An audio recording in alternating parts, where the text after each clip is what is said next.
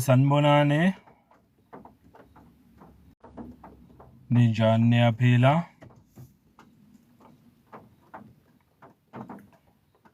Sethembe niyaphila ke bafowethu. Sethembe niyaphila. Ngibingelela mfoka Mkhonza. Ngiyabonga kakhulu ngokuthi niyaqhubeka nisupporta le channel futhi ngendlela abantu abasubscribe ngayo ku-YouTube.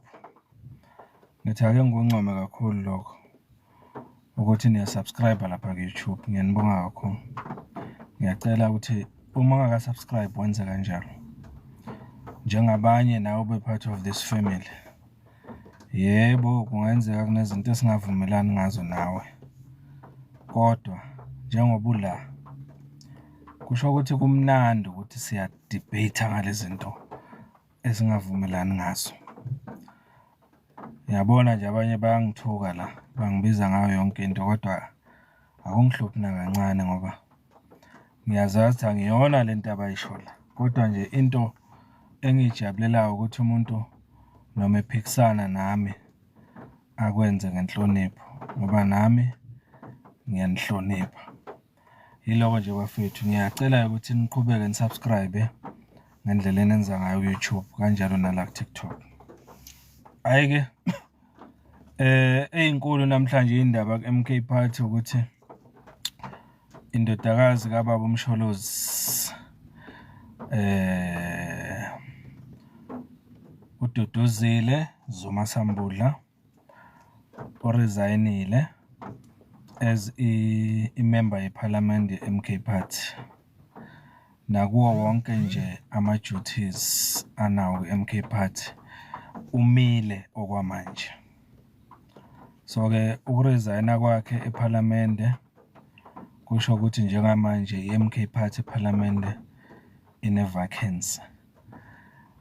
Sizobona-ke ngokuhamba kwesikhathi ukuthi i-MK Party yini ezoyenza ngaleyo vacancy noma ngaleso sikhala esesivelile eParliament, ngoba kuyadingeka ukuthi siyofilwa noma siyogcwaliswa leso sikhala, kuqhutshekwe kusetshenzwe. Kodwa akusiyo into engicabanga ukuthi i-MK Party i-desperate ngako ukuthi kuyogcwaliswa isikhala ngoba already kunamalungu eParliament e-MK Party enza umsebenzi omuhle kakhulu njengamanje siyawazi.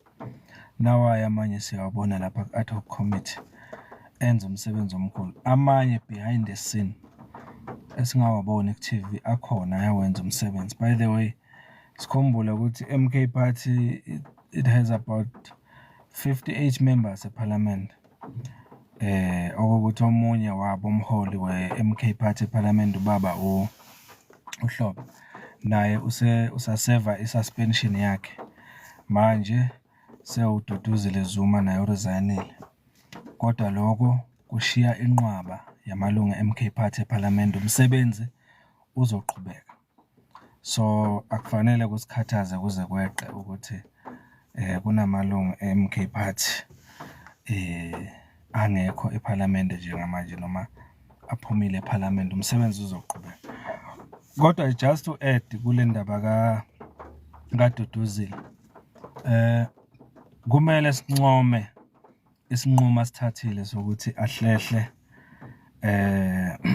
ngenjongo yokuthi avikele igama le-MK Party ngoba ukuqhubeka kwakhe eseva eParliament vele bekungaletha isithunzi esibe eqenjini, nakuba engenzanga lutho olubi, ngoba ngisasho namanje ukuthi kulobufakazi obuvelayo noma esinikwa bona ngalento enzeka kulabo abantu abayiswe e-Ukraine. Mina njengomfoka Mkhonza ayikho neyodwa njengamanje into engiconvinceayo ukuthi uDuduzile wenza lento ebizwa nge-human trafficking. Ayikho namanje into engiconvinceayo unless mhlawumbe ke kuze kuvele enkantolo ngoba phela i-case ivuliwe. Ngicabanga ukuthi kukhona mhlawumbe ubufakazi obuyovela enkantolo kulabo abambeka icala baveze izinto esingazazi okwamanje ukuthi nabo ubufakazi vele ukwenzile lokho. Kwamanje nje mina I'm not convinced so far. So ngisanalo ukuthi nje lokho akushoyo yena ukuthi wayengazi ngempela ukuthi kuzohamba kwenzeka ngalendlela okwenzeka ngakhona. Mina ngikholelwa kuloko, engicabanga futhi ukuthi ne-MK Party ikholelwa kuloko okwamanje, njengoba sizwile enikeza istatement lapho yana usihlalo we-MK Party belekelelana nobaba uMagasela Mzobo. So ngicabanga ukuthi njengamanje singama-MK akumele ukuthi sigxile kakhulu kulento eyenzakalayo, because mangabe usesikhundleni esifana nesikaDuduzile, uyimember yeParliament, kunezinto ezinjengalezi eziletha mhlawumbe ngathini umsindo ezweni ngegama lakho, kuyaye kube kuhle ukuthi noma uzazi ukuthi uclean ngamabomu nje uhlehle ubabonisa ukuthi there's no desperation ukuthi mhlawumbe ufuna ukuba sesikhundleni esithile by all means. No, uzohamba geza igama lakho uDuduzile abuye eParliament uma ngabe i-MK Party imbona ifithi ukuthi angabuyela bheke eParliament noma imnike eminye imisebenzi engamnika yona. So nje akumele kube into esikhathaza kuze kweqele. Kodwa-ke nako kunye engifisa ukukusho la, uDuduzile Zuma cishe siyazi sonke ukuthi uyindodana kaPresident Zuma, uyindodana kaPresident we-MK Party.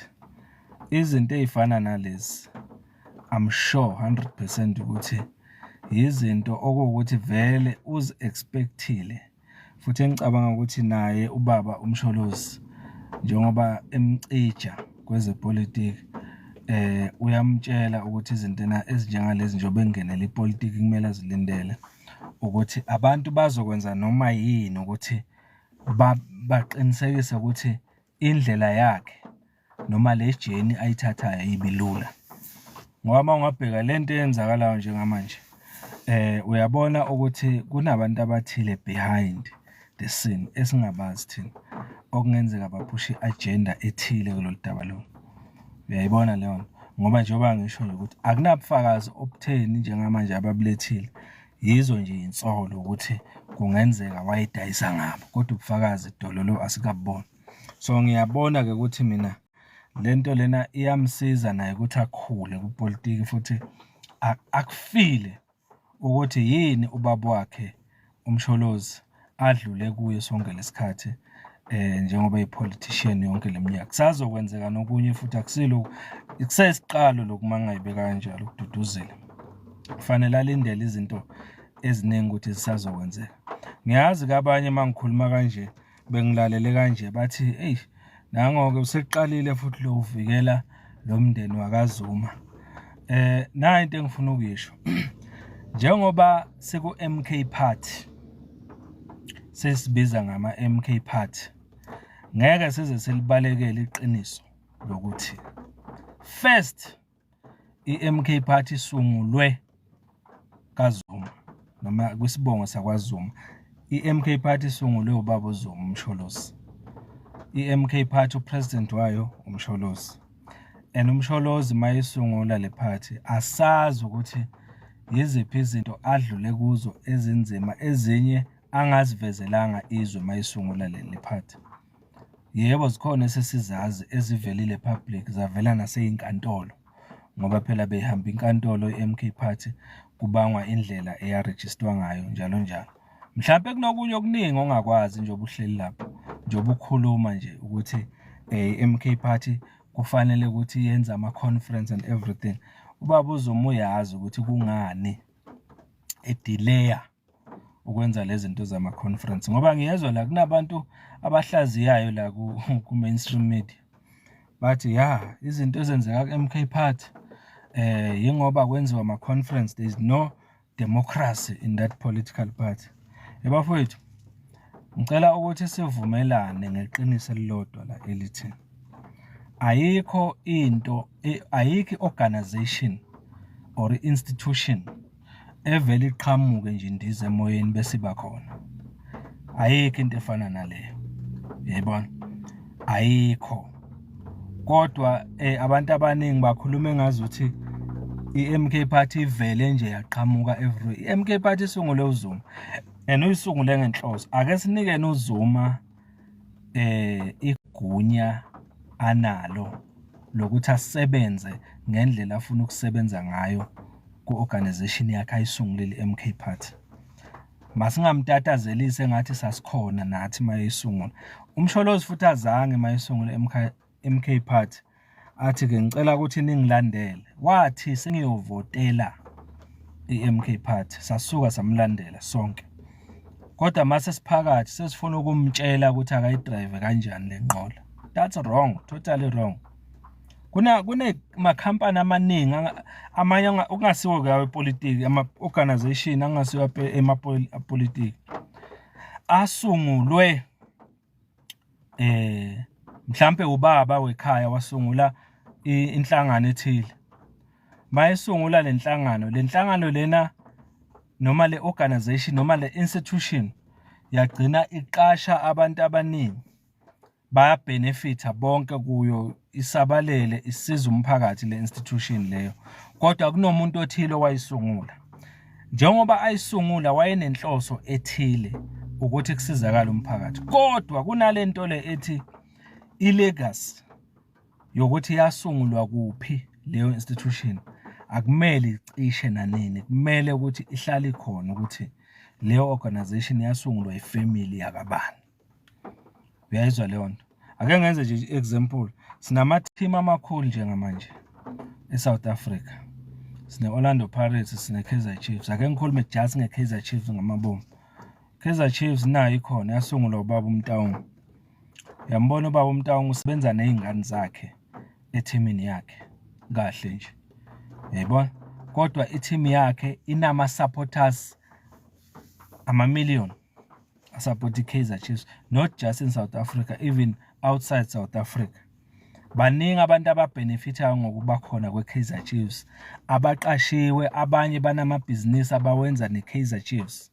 Uma ngabe kudlala iKaizer Chiefs kubenefita yonke indawo lapho idlalela khona. Kodwa iqiniso ekufanele silikhumbule njalo ukuthi yi-team yakaMtaung, yi-team esungulwe ubaba uMtaung for the benefit of iSouth Africa, njengoba ibenefit iSouth Africa ngeteam efana neKaizer Chiefs ngendlela ezihlukene. Bafethu angeke size sikubalekele ke na MK Party ukuthi iMK Party isungulwe ubaba uZuma. Uma kuwukuthi ubaba uZuma emqondweni wakhe unokuthi le party njengoba isungulile uyafuna ukuthi iubenefitise umndeni wakhe wakwaZuma, yini wrong lapho, likuphi icala? Because iqiniso lo ukuthi sonke siyazi ukuthi charity begins at home. Ngeke ngize ngiubaba wekhaya ngakhe i-institution, kodwa leyo institution igcina ibenefitisa abantu bangaphandle kuphela, ekhaya lami kungakho benefit umuntu. So lento yokuthi nibe niloku nisola uZuma nithi lento lena uZuma uyakhela ifamily yakhe, if that is true then icala indlelo.